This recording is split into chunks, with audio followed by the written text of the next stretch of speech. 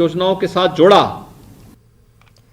मध्य प्रदेश में 27% OBC reservation को लेकर जबलपुर हाईकोर्ट में समाअत जारी है। वाज़ेह हो कि हुकूमत के जरिए ओबीसी रिजर्वेशन को लेकर असेंबली में स्टैंडिंग कमेटी बनाने की बात कह रही है, जबकि कांग्रेस के जरिए ओबीसी रिजर्वेशन को लेकर असेंबली का खसूसी सेशन बुलाने पर जोर दिया जा रहा है।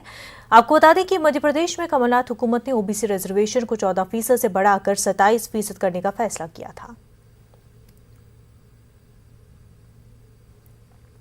भोपाल से हमारे नुमाइंदे मेहताब आलम हमारे साथ जुड़ चुके हैं। ओबीसी मामले को लेकर के समाअत जारी है, कोई अपडेट जो इस वक्त मिल पा रहा हो? मुनता बता दें कि जबलपुर हाई कोर्ट में ओबीसी मामले को लेकर जितने भी फ्रैक्शन हैं सबकी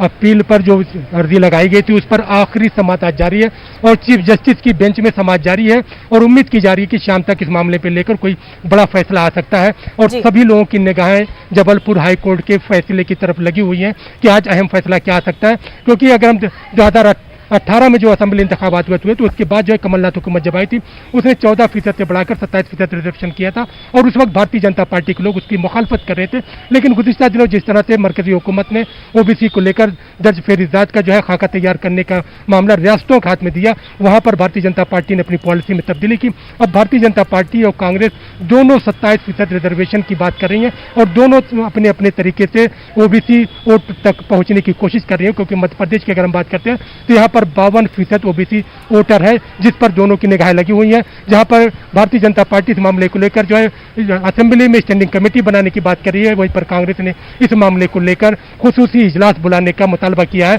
ताकि ये उस पर मालूम हो सके कि कौन सी पार्टी क्या काम कर रही है। बिल्कुल मेहताब आलम, और इस मामले में साफ तौर पर देखा जा सकता है कि बीजेपी और कांग्रेस दोनों ही इस मामले को लेकर के क्रेडिट हासिल करने में लगी हुई है। दोनों का एक तरह से देखा जाए तो एक मुकाबला करने की कोशिश में है कि कौन इसका क्रेडिट ले और कौन जो है चुनाव में आगे चल के जो वोटरों को इस मुद्दे को लेकर अपनी जानिब जो है रागिब कर सके।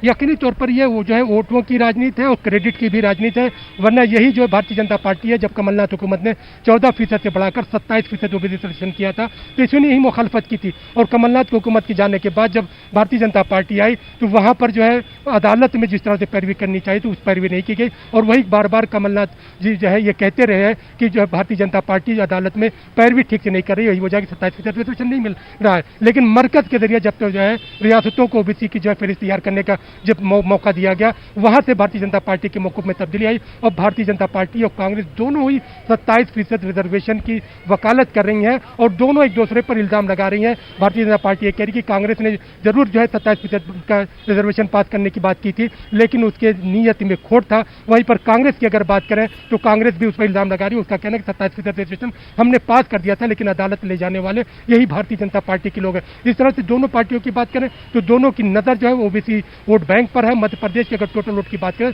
तो 52% यहाँ पर वोटर्स जो है जिनका ताल्लुक ओबीसी से है। और अगर हम गुज़िश्ता जो है ये 22 अगस्त से लेकर अब तक के वक्त की बात करें तो यहाँ पर मध्य प्रदेश में जिस तरह से मॉब लिंचिंग हुई है उस मॉब लिंचिंग के पीछे भी हमें इस तरह की राजनीति ही दिखाई दे रही है, क्योंकि नीमच में अगर एक आदिवासी को जो है गाड़ी से घसीट कर मारा जाता है तो वहाँ पर खातियों के जो है घर मुनज़्ज़म कर दिए जाते हैं। लेकिन वहीं पर अगर उज्जैन में होता है, रीवा में होता है, देवास में मामला होता है तो वहाँ पे मॉब लिंचिंग होती है तो उन लोगों के खिलाफ उस तरह की कार्रवाई नहीं की जाती है। बिल्कुल मेहताब, क्योंकि हर मुद्दे पर ही मध्य प्रदेश में देखा जाए तो हर मुद्दे को लेकर ही सियासत जारी है। मुद्दा कोई भी हो, अवाम के हक में हो या किसी भी तरह का मसला हो, उसको लेकर बीजेपी और कांग्रेस जो है सियासत करने से चूकते नहीं है। मेहताब आलम, बेहद शुक्रिया आपका।